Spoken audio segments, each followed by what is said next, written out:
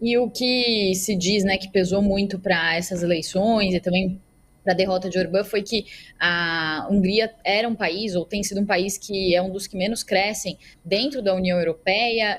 Há um empobrecimento muito grande da população, dois terços da população rejeitavam o governo de Viktor Orbán diante desse empobrecimento, também diante de denúncias de corrupção do governo, e depois disso houve um recorde de comparecimento nas urnas de 79%. Lori, você acha que isso prova que esse modelo autoritarista, ele é um modelo que tende e que é fadado ao fracasso?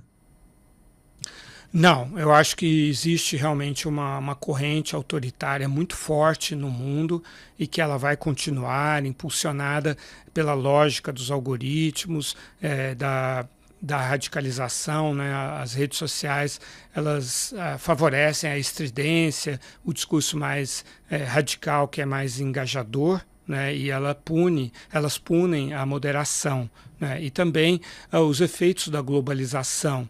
E aí tem a questão das indústrias, dos empregos, da qualidade dos empregos e também a questão da imigração, que é muito explorada por essas correntes ultraconservadoras e que são apoiadas tanto por Putin quanto por Trump. Então eles têm respaldos muito significativos. Eu tenho uma fonte, a Katerina Dokubatcheva, que mora aqui em São Paulo. Ela é uma controller de uma multinacional da área enfim, de controladoria, de compliance, e ela é húngara e ucraniana. E ela tem família na Hungria e conta que os primos dela, que são da geração dela, 40 e poucos anos de idade, votaram no Magyar. E o que, aliás, significa húngaro, Magyar, né? E os tios dela, que têm 70 e poucos anos, votaram no Orbán. E que ela, aqui em São Paulo, recebe cartas de vez em quando assinadas pelo Orbán, porque ele se projetava como um pai da nação, uma visão antiga, inclusive meio soviética, paternalista, patriarcal, né, e autoritária.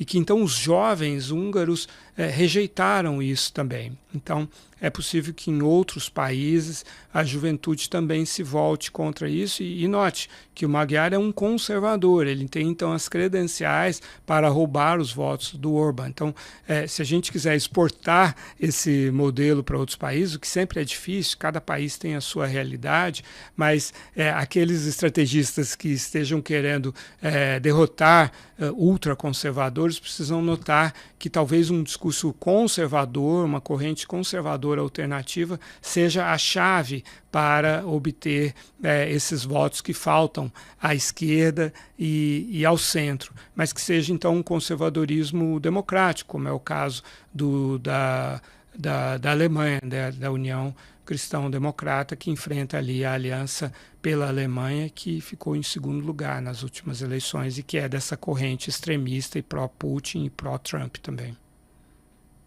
Que é uma separação, né, Lori, entre o que é ser autoritário ou o que é ser um governo de direita, né? Existe uma separação e existe uma distinção entre as duas coisas. E, Lori, a Adriana, que participa no YouTube, pergunta: esqueçam a Hungria, ela é insignificante na política mundial. Você concorda? Acho que eu já demonstrei o contrário, né? A Hungria vinha vetando decisões da União Europeia e da OTAN que frustravam o Putin. Então é por isso que nós estamos falando tanto disso. E o autoritarismo está presente na esquerda também, né? Veja o caso da Venezuela, de Cuba, né? E tantos outros exemplos. A Coreia do Norte se projeta como um sistema comunista, socialista. Então, o totalitarismo também foi muito usado pelo stalinismo. Na China, o maoísmo, né? Então, no Camboja, né? Do Khmer Rouge, né? Então tem muitos exemplos de discursos considerados de esquerda que são extremamente autoritários também. Exato. O Rafa Castanho também fala por que tem países no bloco europeu pró-Rússia e como a Rússia consegue esse apoio.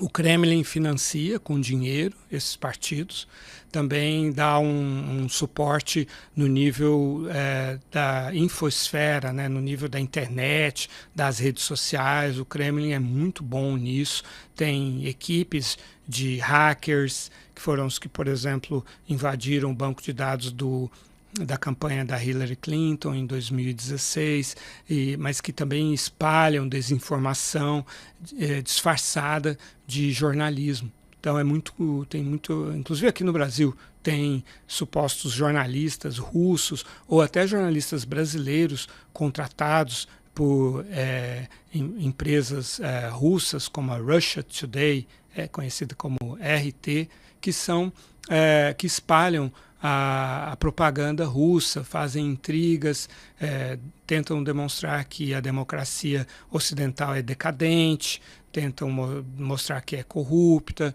e que há uma superioridade. Muitas vezes eles não fazem referência direta à Rússia, mas eles têm esse papel de tentar solapar os valores ocidentais.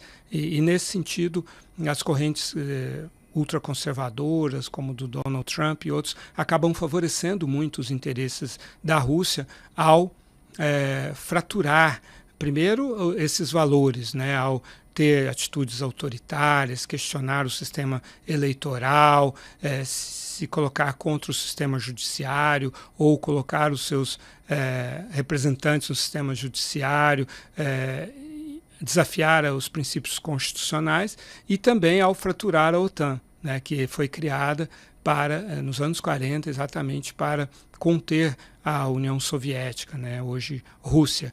Então, eles atuam muito fortemente nesse sentido e trazem benefícios muito grandes para esses partidos. O partido da Marine Le Pen na França tem esses benefícios, o Vox na Espanha, o Chega em Portugal. Na Europa inteira existem partidos que se beneficiam desse apoio do Kremlin.